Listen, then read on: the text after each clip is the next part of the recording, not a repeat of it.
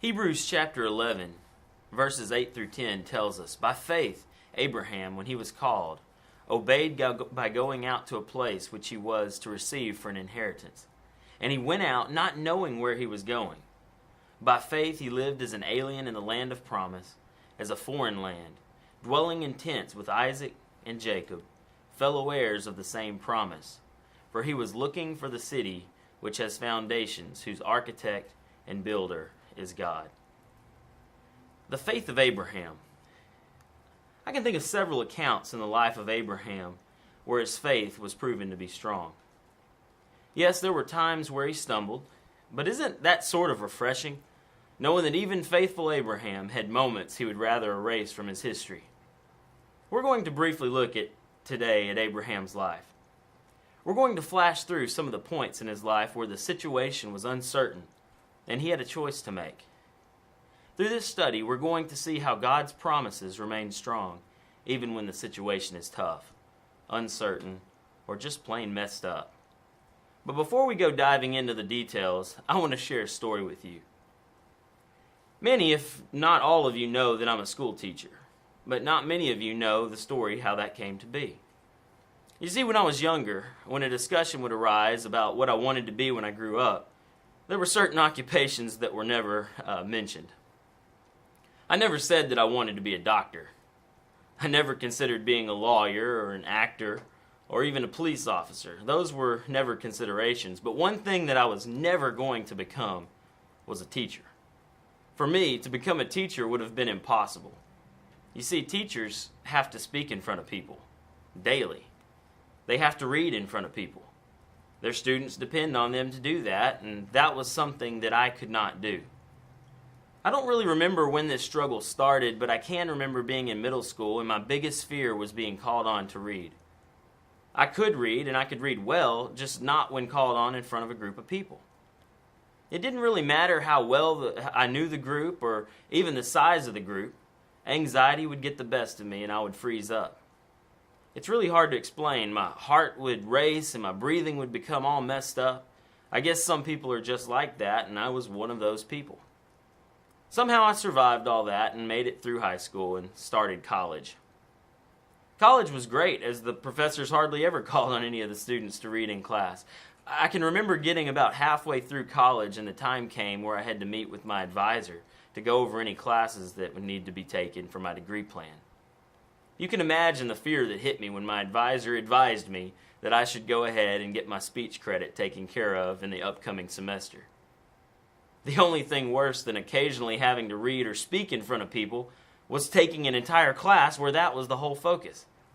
I was a music minor back then, on my way to earning a degree in industrial technology, and I don't really even remember how I decided on that degree plan. I know that I loved art and design and halfway had dreams of getting into architecture, but it seemed like I selected the plan as a temporary kind of thing.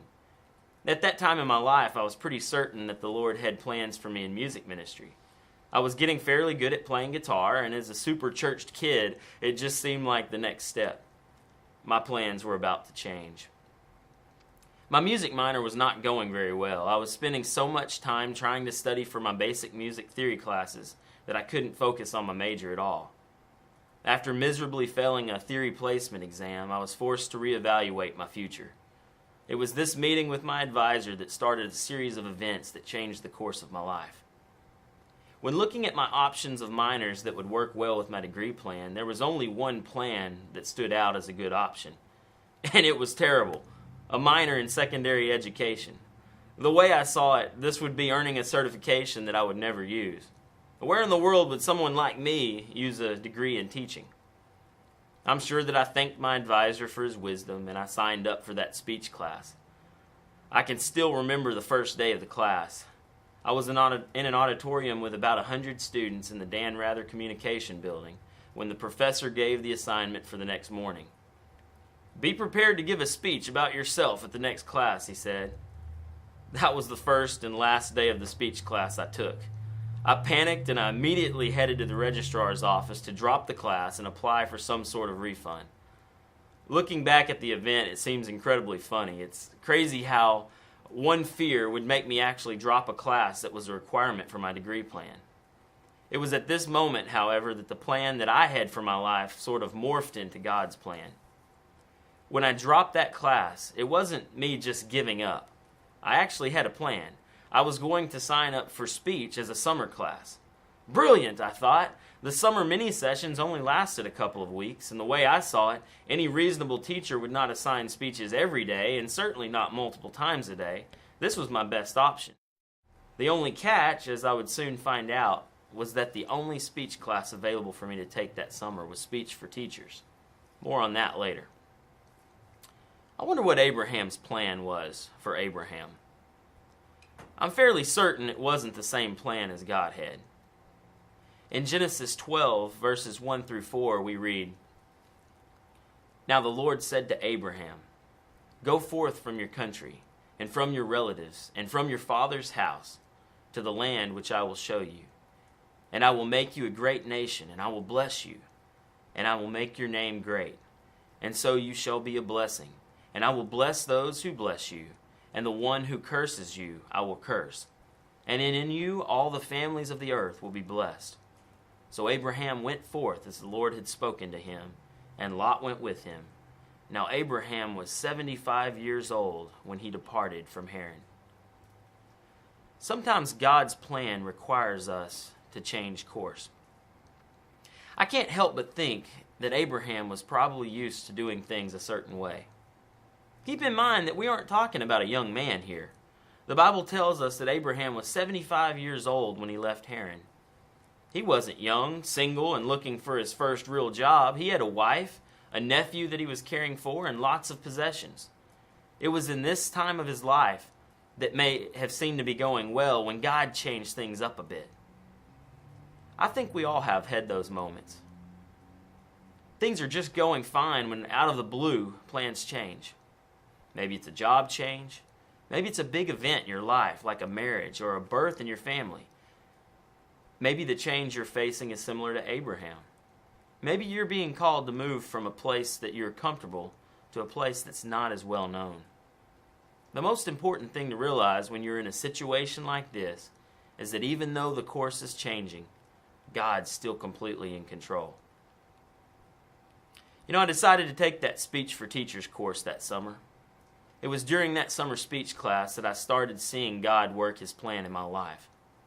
I distinctly remember a comment I received from another student in that class. It was a simple comment, but it blew me away. Our assignment had been to present an instructional speech to the class in the form of some sort of how-to lesson. After presenting my lesson, a lady in the class approached me with this comment. "It's obvious that you should be a teacher," she said. I'm not sure that I've ever received a comment from anyone that has impacted me more than her words that day. I often think about those words and wonder how my life would be different if she had kept her opinion, which I disagreed with at the time, to herself. I believe that God used the words of that lady that day to start a change of direction in my life. Of course, it didn't happen all of a sudden. It wasn't like I immediately started signing up for education classes that day, but her comment got my mind to thinking. What if God is calling me to something out of my comfort zone? I can't tell you why certain things happen in our lives. We go through some tough struggles sometimes. I can tell you, though, that in hindsight, God used the weaknesses that I knew was in me to prove His strength and faithfulness. I would love to tell you that I immediately trusted God's plan and decided that day to follow it, but that would not be the truth. In fact, I was still in fear. I was terrified that the calling God had for my life might involve the biggest weakness and struggle that I felt that I had. I went through what I consider to be a molding process. I would focus on my fear, and then God would make His plan even more clear to me. I remember being in one of my computer-aided drafting classes and some students asking me for some help with a project or drawing that they were working on. As I began to show them the steps required, at least one of the students made some sort of comment about me being really good at teaching this stuff. Several other similar events took place around that same time, and it became clearer to me what God was doing. Soon after these events, I was studying about Moses and the account of him pleading with God at the burning bush. I knew the story well, but it appealed to me in a different way now. God told Moses he wanted to use him, and then Moses tells God why he can't be used. God presents Moses with all sorts of miracles to prove that he's in control, but Moses still insists that God's got the wrong man for the job. I remember reading this passage and sort of getting upset with Moses. Moses, why won't you understand that God's in control, I thought. And then it dawned on me. I was being exactly like Moses. I remember praying, God, if you want me to do this, then it's going to have to be you. You know my weakness, and you're going to have to work with him. That was probably one of the hardest prayers that I've ever prayed. Soon after that, I declared secondary education as my minor and began to take my first set of education classes. My change of course added a year to my college plans, but it was refreshing knowing that God was the one totally leading this. That brings us to my second point. Sometimes God's plan requires us to walk into the great unknown. We read in Genesis 12:1 that the Lord was not only wanting Abraham to leave the place he knew, he was actually asking Abraham to keep walking until he said stop. It's one thing to follow God's plan when you pretty much know what the result will be. It's a totally different thing to walk in total faith, knowing that God is taking care of each step. I can't imagine how Abraham must have felt as he began to follow God's plan. I completed the first part of my college education in the spring of 2004 when I completed my student teaching assignments in Conroe. With this final stage now complete, I began my search for the perfect first teaching assignment. My student teaching had went so well that I really wanted to get a job in Conroe ISD. I had two amazing mentors that were both Christian men and actually lived lives that showed their faith. As that semester came to a close and the summer was soon to begin, I began to pray really hard that God would open doors in Conroe. I was working as youth minister at Good Shepherd at the time, and my plan was to keep doing that while I began a new teaching job. Conroe ISD would have worked well with my plan. Once again, my plan was not in line with God's. As lots of people were trying to find a position for me, time was running out. I really wanted the chance to see the school in action to decide if it was a good match for me.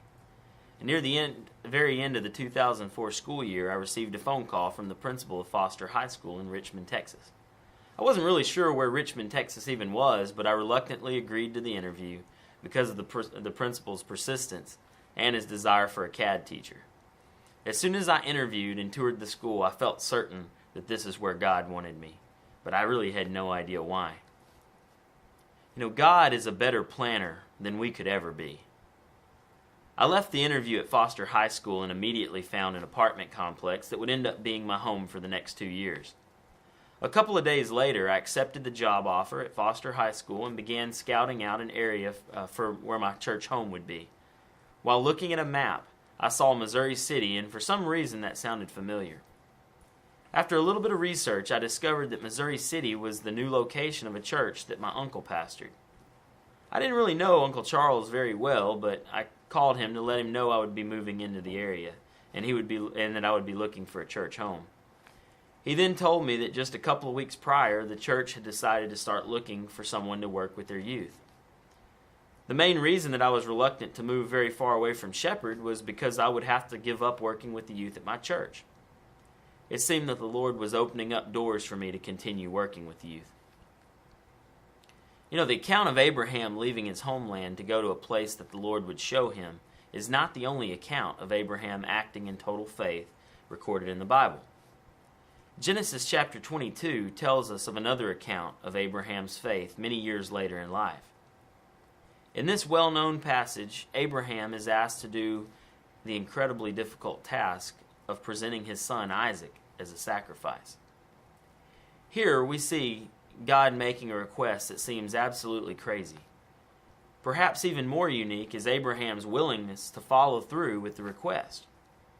What would persuade a person to decide to follow through with such a tough task? I believe that the key to understanding Abraham's willingness is to look at the pattern of his previous decisions. All of these tough situations have one major thing in common. Abraham believed God's promises and acted on his belief that God would be faithful to those promises. Remember that God had already promised Abraham that he would make him a great nation. That nation was to come through his son Isaac. Abraham knew from this promise that God had a bigger plan. He may not have known all the details just yet, but he knew that God was in control of the situation, and he was surely not going to be the one to stand in the way of God's plan. I just love the ending of this story.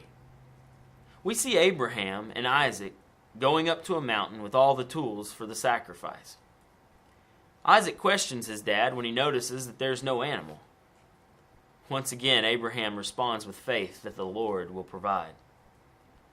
We get all the way to the point of Abraham binding his son and placing him on the altar with the knife raised to kill Isaac. Right at the last second, the angel of the Lord cries out to Abraham, thus stopping the sacrifice of Isaac. Abraham then looks behind him and sees a ram caught in the thicket. It's at this point that Abraham takes the ram and offers it up as a burnt offering. You know, I've often thought, when did that ram get there? I know that God could have miraculously made the ram appear there, and he may have done that, but I'm not quite sure that that's how this happened. I envision Abraham so focused and captivated on God's plan that he may have walked right past the ram, already caught in the thicket. You see, to Abraham, God's instructions were clear. His command was to sacrifice his son, and that's exactly what he was prepared to do.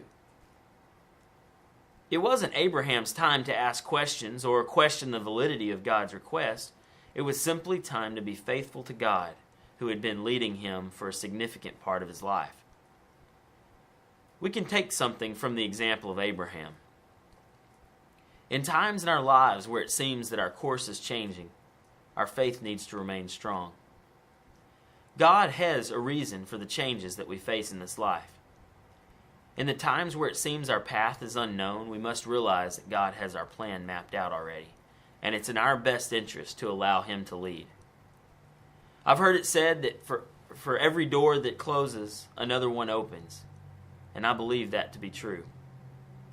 One of these days, the final door will close in this life, and an eternal one will open.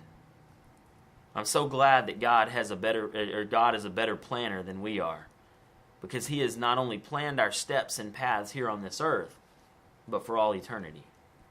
Remember that ram? You see, God sort of had a dual purpose for the test that Abraham went through. Yes, it was a way to see and demonstrate just how faithful Abraham was to God, but it was more than that. This whole story paints a picture of exactly how faithful and loving God is toward us. Abraham was willing to sacrifice his son, but when it came down to it, God spared Isaac. God then provided a suitable sacrifice for that moment, but he painted a picture of the ultimate sacrifice he would make for all mankind. This would be fulfilled when Christ gave himself for us on the cross. For those of us who have trusted Christ as our Savior, it means that we will live with God for all eternity, not based on the things that we have done, but solely on the basis of what Christ did for us. My prayer is that in the hard or uncertain times, your faith will remain strong, because he is always faithful towards us.